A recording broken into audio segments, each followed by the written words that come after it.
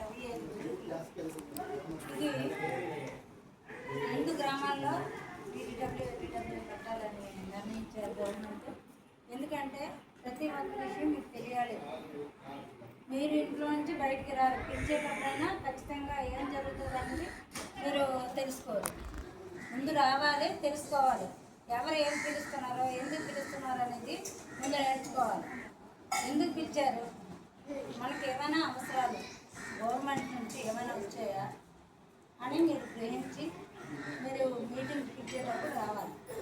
ప్రతి ఒక్క విషయంలోనే మీరు ఈ ప్రోగ్రాంకి సంబంధించి అందరికి ఇల్లులు కావాలి. ఉన్నాయా అందరికి ఇల్లులు? ఉన్నాయమ్మా ఇల్లులు? ఇప్పుడు సెక్రటరీ గారు ఉన్నారు, సెక్రటరీ గారు మీద ఆ మేడం గారు దేనికైనా సమాధానం చెప్తారు. ఓకేనా? మీకు ఏది రాకపోయినా వచ్చినా ఖచ్చితంగా ఆవిడని అడగండి. ఓకేనా? ప్రతి ఇల్లులకు ప్రతి ఇంటికి కరెంట్ ఉండాలి. ఆ కరెంట్ లేకపోయినా బాధ్యత మాదే. మీరు చెప్పాలి ప్రతిదీ కూడా. తర్వాత గ్రామానికి రహదారుల నిర్మాణం ఉందా? ఇది కాకుండా అవతల రోడ్లు అవి ఉన్నాయా మన కాలనీకి? ఉంటే చెప్పండి. విద్యుత్ ఉంది. అందరికీ విద్య, నాణ్యమైన విద్యుత్ ఉండాలి. ఇప్పుడు పిల్లలు ఉన్నారు, పిల్లలు జాయిన్ చేశారా స్కూల్లో? జాయిన్ చేశారా ఆ పిల్లలు? అమ్మ ఎన్ని సంవత్సరాలు? కార్డు నుంచి రెవెన్యూ డిపార్ట్మెంట్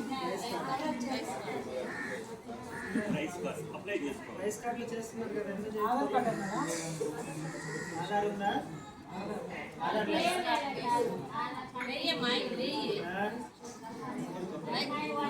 ఎక్కడున్నావు మరి? ఎక్కడున్నావు? ఎక్కడున్నావు? ఏ ఊరు? అక్కడ నుంచి ఇక్కడికి వచ్చావా? ఇక్కడే ఉంటావా? ఇప్పుడు ఇక్కడే ఉంటావా? ఆధార్ కార్డు లేదు.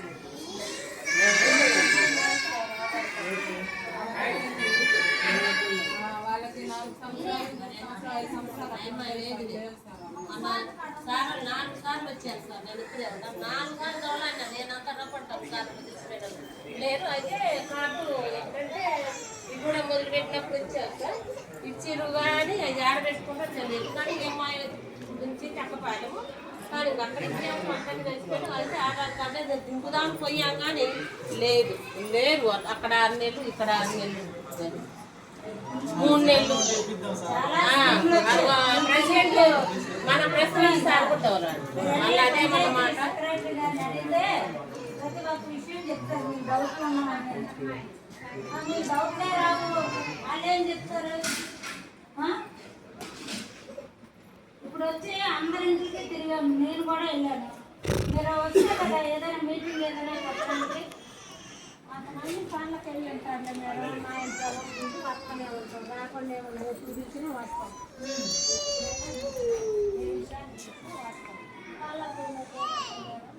టీడబ్ల్యూ గారు చాలా విషయాలు చెప్పారు. దీనికోసం మీరందరూ ఆ స్కీమ్లన్నీ గుర్తించుకొని సెక్రటరీ గారికి, తర్వాత ఆ డిపార్ట్మెంట్లో ఎవరెవరు ఉన్నారో